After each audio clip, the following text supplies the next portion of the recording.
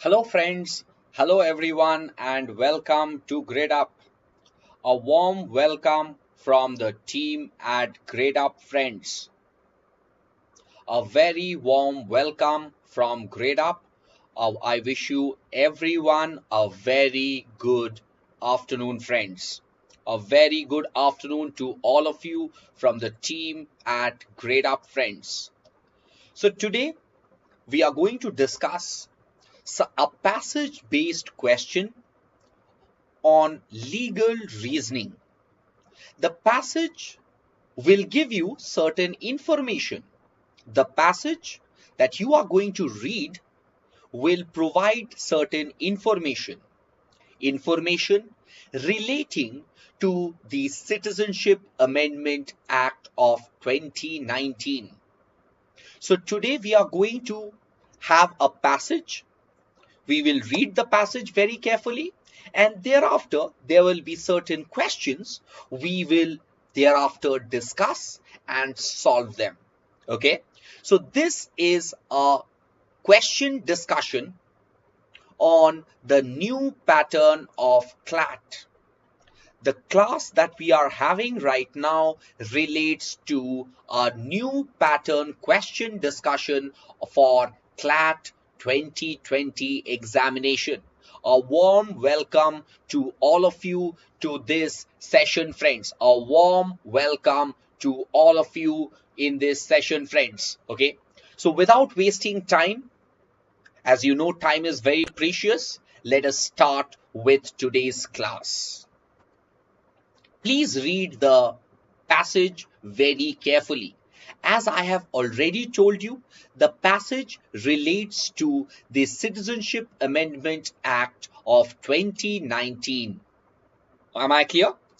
The passage relates to the Citizenship Amendment Act of 2019, which had seen a lot of protest across the country. Okay, good afternoon, all of you, and a hearty welcome to this session, friends. Good afternoon, all of you, and a very warm welcome. Please read the passage very carefully. Please read the passage very carefully. The passage talks about the Citizenship Amendment Act that was introduced by the Union government in the Parliament. Now, what does this Citizenship Act talks about? It says that people who belongs to certain religion, Hindus, Sikhs, Buddhists, Jain, Parsis and Christian, and who have entered India from Afghanistan, Bangladesh and Pakistan, generally who are illegal immigrants. They do not have papers. They will be granted Indian citizenship. They will be granted Indian citizenship if they have entered India on or before a cutoff date. The cutoff date, as you know, is 31st of December 2014. Okay. So please read the passage very carefully. What is the justification for coming up with this amendment to the Citizenship Act of 1955? As you know, that the Citizenship Act of 1955 is the law that determines who is to be given citizenship and who is not to be given citizenship. Then why did we require this amendment of 2019? Why are the Muslims left out of it? Why are the Ahmadiyya community, who are subjected to religious persecution or discrimination on the basis of their religion, being kept out of it? Why are the Rohingyas kept out of it? Am I clear? Let's come to the next slide. Please read this passage very, very carefully. The passage talks about the Citizenship Amendment Act. Please read the passage very, very carefully. Please read the passage very carefully. It's a very, very important question, and questions like these are going to come in your examination. Am I clear? The Rohingya Muslims of Myanmar and the Sri Lankan Tamils have been kept out of it. Why is it only for people who have entered India from Afghanistan, Pakistan and Bangladesh? Why is only these three countries there? Why not Myanmar? Why not Bhutan? Why not Tibet? Why not Sri Lanka? They are also our neighboring countries, right?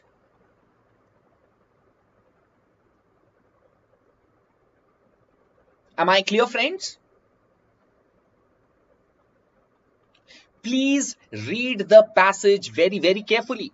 Now, please understand one very important thing, that please read this part very carefully. When viewed objectively, it is abundantly clear that the Citizenship Amendment Bill has been designed in a manner that specifically exclude Muslim refugees from their possibility of amnesty and citizenship for no reasons other than their religion. Article 14 of the Indian Constitution guarantees to all person equality before law and equal protection of the law. Fantastic. Let's read the last remaining part of the passage.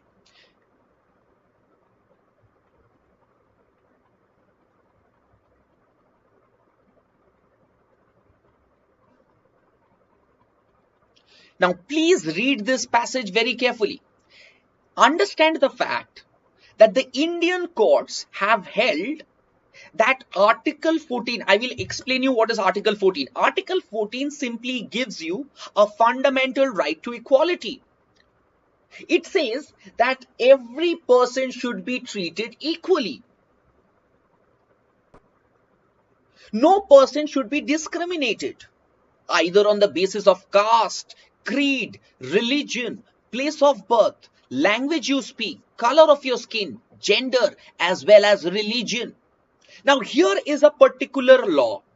Here is a law that has been brought into force by the parliament, that has been brought into force by the Union Parliament, which discriminates a person on the basis of religion. I can understand that Pakistan, Afghanistan and Bangladesh are a theocratic country where the state has a particular religion. These are all Muslim countries.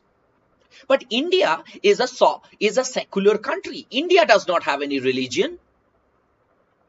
In India, a Hindu, a Muslim, a Sikh, a Parsi, a Christian, a Jain or a Buddhist has equal rights. Am I clear? Read the passage very, very carefully. It is one of the very, very important passages before you, friends. Please read the passage very carefully. Okay? Done with it. Fantastic. Fantastic. Most of you are done with it, I'm sure, by now. Most of you are done with it, I'm sure, by now.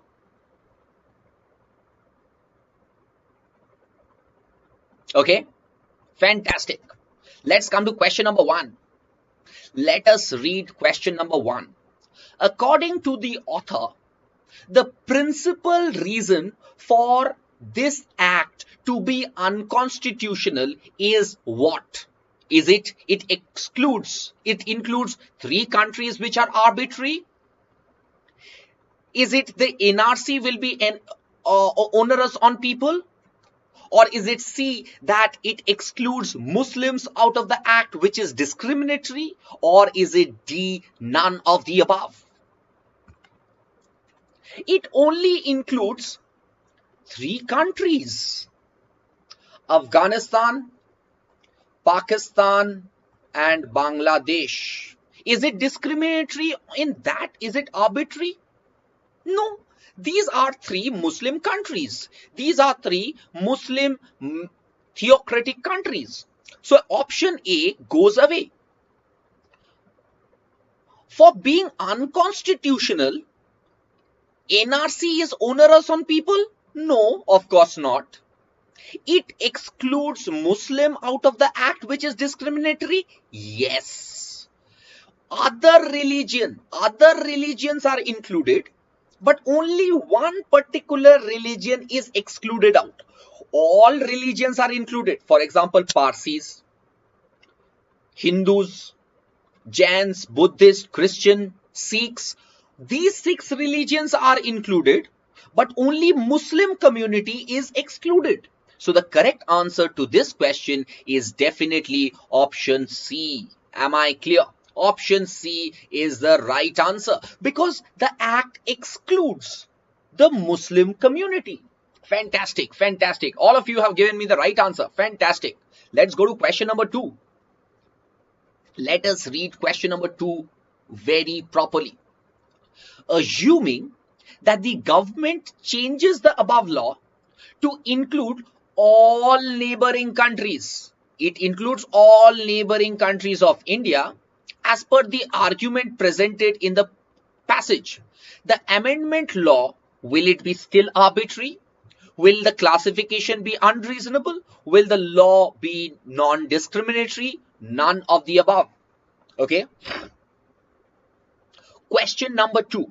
Suppose right now the law says Pakistan, Bangladesh and Afghanistan, only these 3.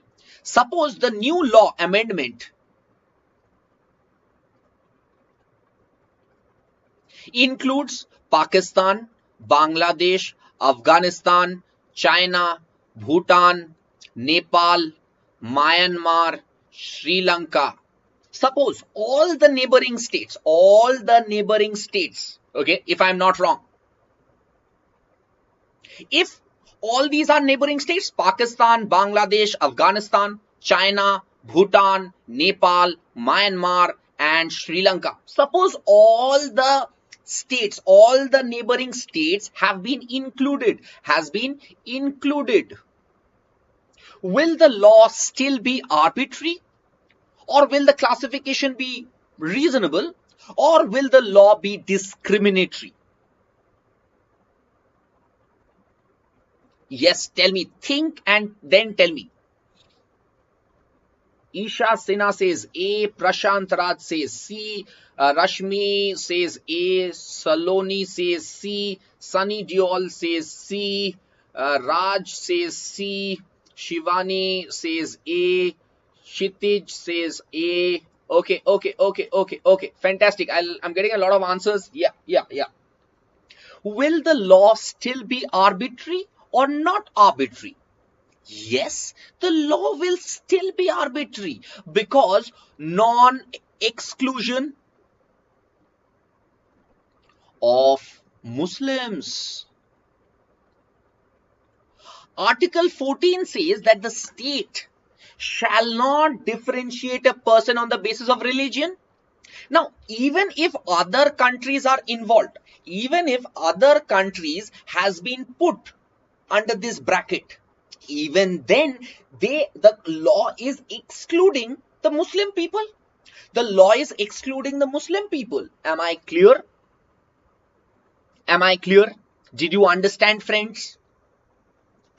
That means the law will be arbitrary because it excludes the Muslims. Why did only Muslims? Why are you excluding only Muslims? Because there is the Ahmadiyyas, there is the Rohingyas who have also faced religious persecution. If India is a secular country, so India should not discriminate on the basis of religion. Am I clear? So the correct answer to this question is option A. Am I clear? Option A is the right answer. Let's come to question number 3. Let's read question number 3. Assuming that the government makes a law, where people with the income of more than 50 lakhs are liable to pay 40% income tax. People with income above 50 lakhs file a writ challenging the law. Is it discrimination? Is it not discrimination? Suppose, for example, let me say, if you earn 10 lakh, you pay 10%. You pay 10% as tax. If you earn 20 lakhs, you pay 20% as income tax. If you earn 30 lakhs, then you give 30%. If you earn 40 lakhs, you give 40% as tax. Suppose, just giving you an example. Okay. Just citing you an example. Okay. Now, does this law, now suppose a person who is earning 10 lakhs is paying 10% as tax. A 40 lakh a person is earning, he is paying 40% as tax. The person who pays 40% as tax goes to the High Court and challenges the law. He says, I am paying 40% of my salary as tax. Here is a man who earns 10 lakh rupees and he is just paying 10% rupees. Is the discrimination valid or is the discrimination not valid? Always remember, Article 14 says equals to be treated equally and unequals to be treated unequally. Now, can a person who is earning 10 lakh be compared with a person who is earning 40 lakh? No.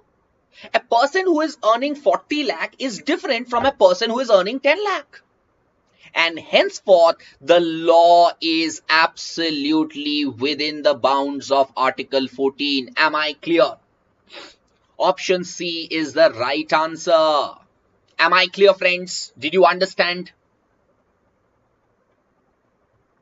Equal should be treated equally and unequal should be treated unequally. If you want to compare a person who is earning 10 lakh, the question is, are all people who are earning 10 lakh rupees giving 10% income tax? Yes. Are all people who are earning 40 lakh rupees paying 40%? Yes, that is called equality. Am I clear? Am I clear, friends? Am I clear? Did you understand this? It's a very, very important question, friends. Okay? So do like the session and share this session with your friends who are also preparing for this entrance examination. Do like and subscribe to our channel. Do subscribe to our YouTube channel.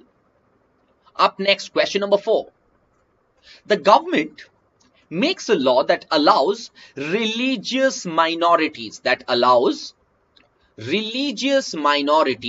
to establish and administer education institution of their choice. A person belonging to the majority files a writ petition challenging the said law. Am I clear? Please tell me what is the answer to this question.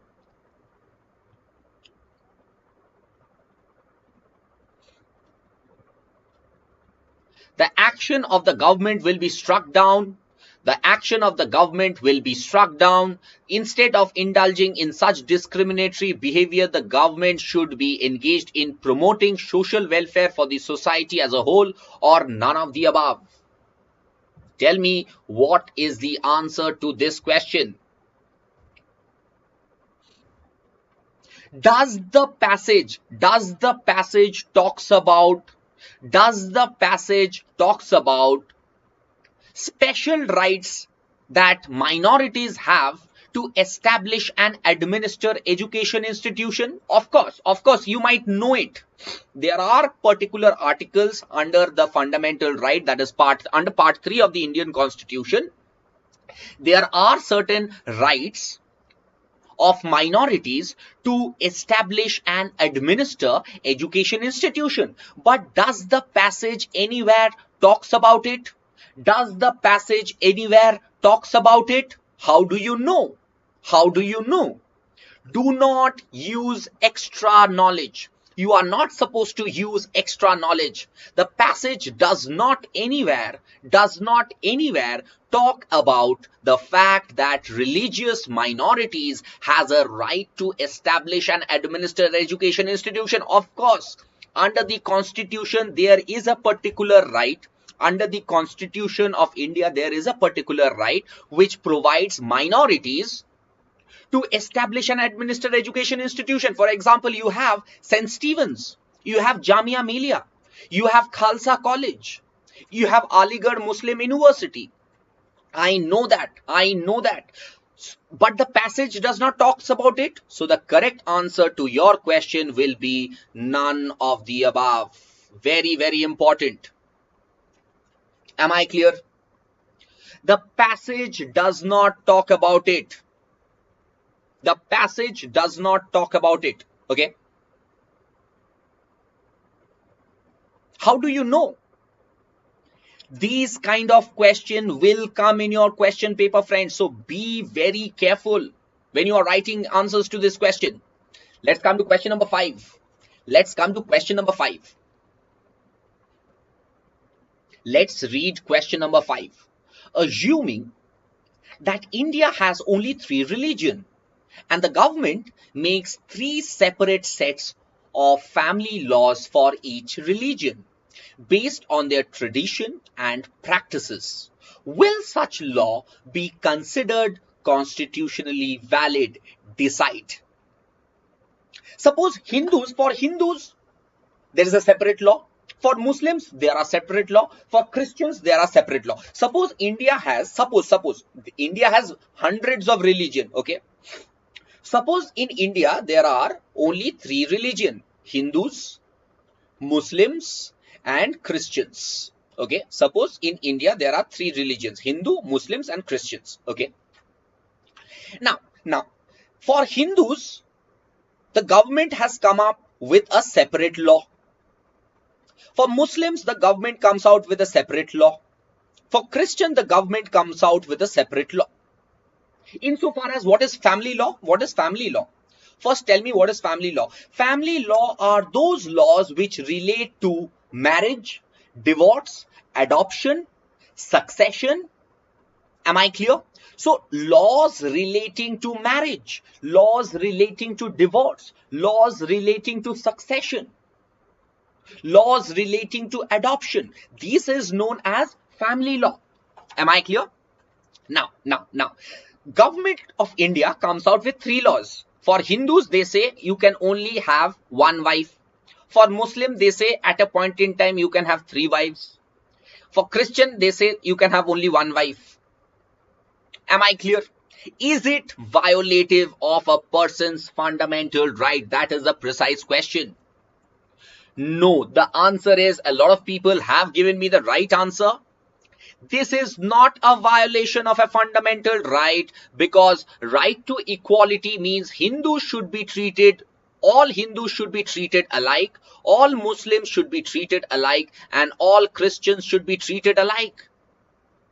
A person who earns 10 lakh rupees gives 10% as income tax. A person who earns 20 lakh rupees pays 20% as income tax. Remember the previous example. Remember the previous question that I had discussed with you.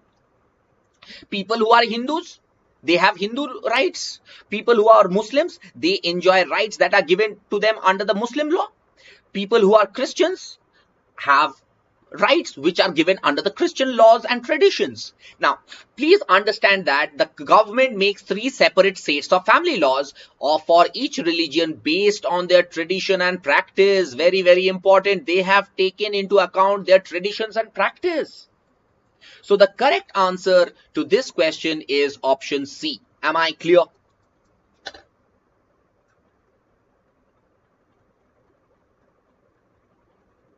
Am I clear? Did you understand? So do like the session and subscribe our channel, friends. Question number 6. Question number 6. Please read the question very carefully and then give me the answer.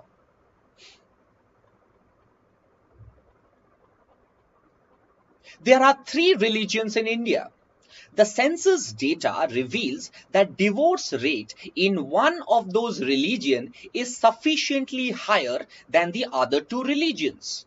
Therefore, the government made a law that husband belonging to that religion will be punished for deserting their wives. Question number 6. What is the correct answer? Suppose there are 3 religions. A religion, B religion and C religion. Over here the divorce rate is 1%. In religion B the divorce rate is 2%. In religion C the divorce rate is 30%. Am I clear? Now the government says you people who belong to religion C cannot divorce or desert their wife. Is it reasonable? Is it not reasonable? Is it reasonable? Is it not reasonable? Now, one religion, suppose A religion, the divorce rate is 1%. For religion B, the divorce rate is 2%. For religion 1A, it is 1%. For religion B, it is 2%. For religion C, it is 30%. Abnormally high. Even then, can the government make a law that people who belong to religion C cannot divorce their wife, or if they divorce their wife, they will be subjected to special punishment? The answer is no. There is no reasonable classification, and hence the law is discriminatory. Because option A says it's a reasonable classification. No, there is no discriminatory. Oh, yes, it is discriminatory. A religion people can divorce their wife. B religion people can divorce their wife without punishment. But insofar as C religion is concerned, they cannot divorce their wife. And if they divorce their wife, they will be subjected to punishment. Am I clear? Am I clear? Am I clear, friends? Did you understand? Did you understand or not? Tell me.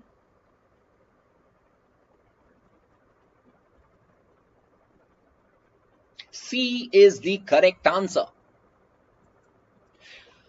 Friends, we at Gradeup has come up with a Target CLAT 2020, a Scoreup course, which is going to provide you with 100 plus live classes, which will consist of new CLAT pattern questions and syllabus, interactive quizzes, and 3000 plus practice questions.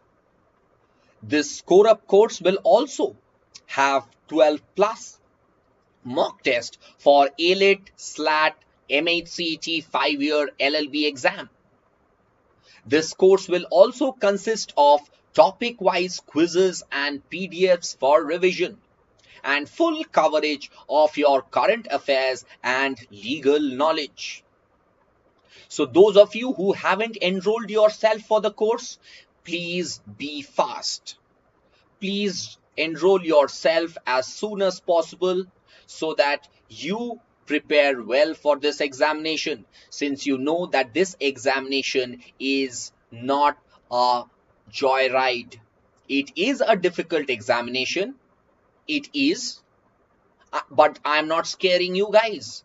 In reality, it is a difficult examination.